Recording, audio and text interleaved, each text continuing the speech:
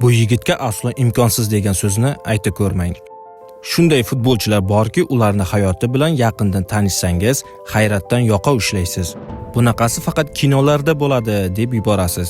Rejissorlar, yozuvchilar uchun tayyor ssenariy-ku deya hayrat ko'chasiga kirib qolasiz. Ana shunday insonlardan biri Jeymi Vardi. Bugun men sizni ushbu inson hayoti bilan yaqindan tanishtirmoqchiman va ehtimol siz ham bu hikoyani eshitib imkonsiz degan so'zni hayotingizdan chiqarib yuborarsiz. Jeymi Richard Vardi 1987-yil 11-yanvarda Angliyaning Sheffield shahrida tug'ilgan. O'rtahol oilada ulg'aygan. Onasi Liza Vardi, u esa o'gay otasi Richard Vardining familiyasini olgan. Jeymi Vardi Sheffield Wednesday akademiyasida futbol sir asrorlarini o'rgana boshlagan, ammo atiga 16 yoshida bo'yi past, ozg'in, kuchi yetmaydi degan sabablar bilan jamoadan chiqarib yuboriladi. Ko'pchilik orzusidan shu yerni o'zida voz kechardi, lekin Jeymi emas.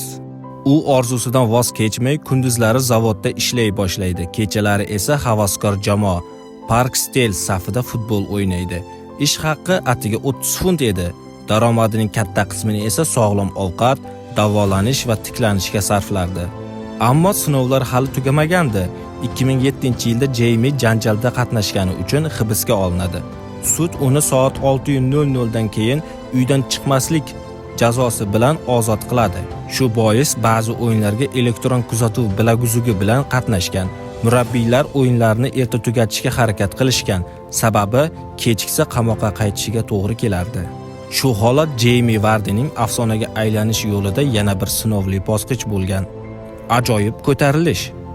Jeymi Vardi 2010-yil Halifax Town safiga borib qo'shiladi va 37 o'yinda 26 ta gol uradi. 2011-yilda esa Fleetwood Town sharafini himoya qiladi va 36 ta o'yinda 31 ta gol uradi. Nihoyat 2012-yil Leicester Cityga 1 million funt evaziga transfer qilinadi. Havaskorlikdan professionallikka mana shunday kirib keladi. Bu transferni ko'pchilik masxara qilgan, o'zini oqlamaydigan transfer deya, ammo Jeymi ularni jim qildi. O'sha chempionlik ertagi. Jeymi Vardi Leicester bilan 2014-yil Premier Ligaga chiqadi. 2015-2016-yilgi mavsumda Jeymi Vardi N'Golo Kante, Kasper Schmeichel, Riyod Mahrez kabi futbolchilar bilan birgalikda harakat qilgan va 11 ta o'yinda ketma-ket gol urib, Ruud van Nistelrooyning rekordini yangilaydi. 24 ta gol bilan jamoadagi eng yaxshi to'prar bo'ladi. Leicester esa 5000 dan 1 ehtimollik bilan Angliya chempioni bo'ladi.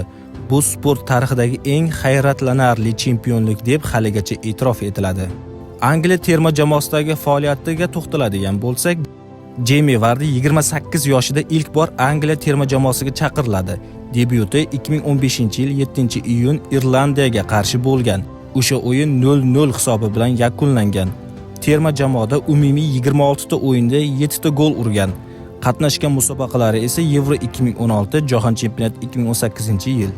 2018-yilda terma jamoadan iste'foga chiqadi. Asosiy rolga ega bo'lmagani uchun terma jamoadan ketishga qaror qiladi. Keyingi yutuqlari 2020-yil 23 ta gol bilan Premier Liganing eng yaxshi to'prariga aylanadi.